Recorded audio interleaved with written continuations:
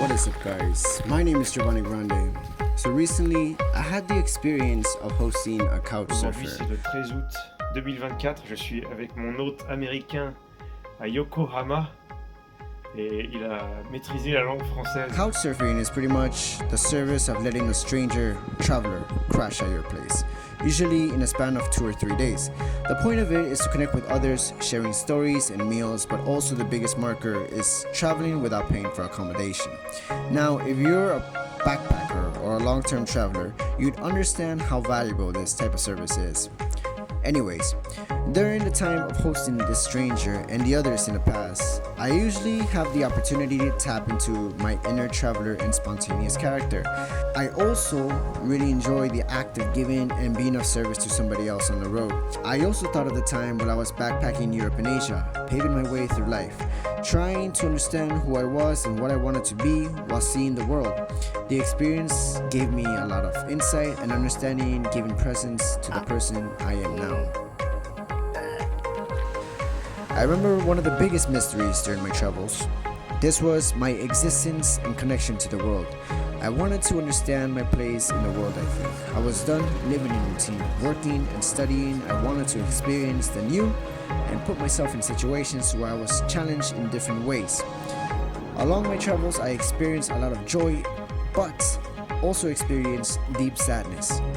The waves of life were very prevalent. The negatives were attached with a sense of loneliness and not being able to fit into society. I traveled a seldom of about 4 years, taking breaks in between for money and rest, but in my heart, I was constantly a hermit. These 4 years were filled with undeniable, unforgettable memories and people. Memories filled with the fondness of nostalgia, like past chapters deep in a storybook, nestled against other books, waiting to be taken out at night when another traveler visits your home. I remember the time walking miles at a time with a pack weighing down on my hips and my shoulders, only looking for my next destination, looking for the next experience, the next person, the next sunset, the next full moon. I remember going through the winding roads, walking paved or unpaved paths, when I wasn't hitchhiking a ride, heading to a place where I could feel like I could belong. Belong to a place, perhaps belong to a person. I never regret the experiences that I went through, especially the ones that led me to particular situations. All the time spent looking for a place to belong was well worth the wait to know the answer of where I actually do belong. The thing that I just realized, sometimes you belong to a place, sometimes you belong to a person, sometimes to the road.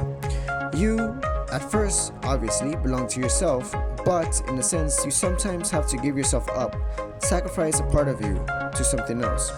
One shares his life and energy to the things around him. Time is shared with others. The place to belong is not static, I don't think. Eventually, life will call more out of you, call you to different ventures, to learn new things, to perhaps belong to a new place. Alright, guys. So I had some fun writing about that. Like I said before, I hosted a traveler in my home, and I thought a lot about my experiences in my past. Now at heart, I think I will always be a traveler. Even though I've been in Japan for about 2 years, I haven't really traveled too much outside of Japan. I haven't even traveled outside of Japan since I got here, to be honest. And I really enjoy spending my time here. I have like routines and things, a lot of things set up. And honestly, the reason why I enjoy being here so much is because of the foundation that I built, the people that I've met, all the work that I had to put in to try to belong here. Now, when you're moving around from place to place, it's very difficult to belong to a place, you know. I once met a French traveler, and he told me something that stuck with me till this day. And he said, if you are everywhere, you are nowhere. And I thought about what he said for a long time, and I still think about it to this day.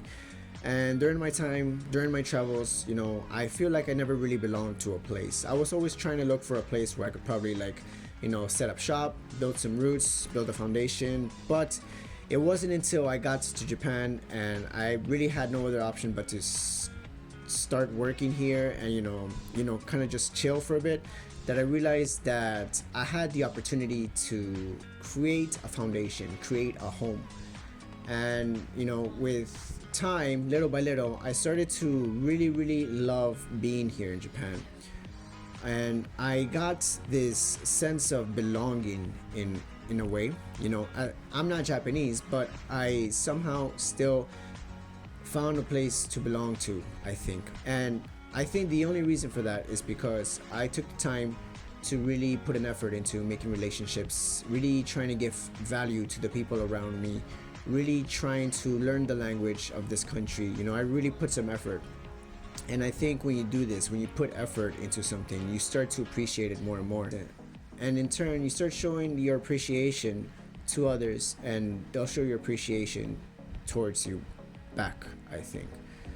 So if you're out in the world, or if you're looking for a new place to live or so, I think the biggest marker to take note of is that there is no perfect place. A place that you pick out and eventually start adding value to the place, I think in turn will eventually accept you. But that's just my opinion. Find a place, find ways to add value to the place, give yourself to the place, commit yourself to some type of way to give value to the people around you. I think in turn you'd find yourself in a place where you actually belong. Yes. All right. Anyways, I wanted to talk about this for this week, so I decided to make a video on it. I hope that you guys enjoyed this video and got something out of it. If you guys want me to talk about anything related to any questions, travel, learning languages, doing sports, doing health, comment in the section down below, and hopefully I can make a video and talk about some of the things that I'm passionate about. And some, I don't know.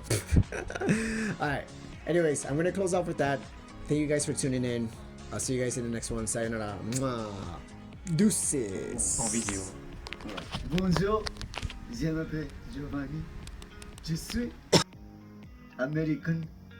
J'ai 30 et un an. Tu es la plus belle femme du monde. Bravo Giovanni. Toutes mes félicitations au nom du peuple français. Oui. Oui. Hon, hon, hon. Bonjour, je m'appelle. Oui. Allez, à la prochaine alors.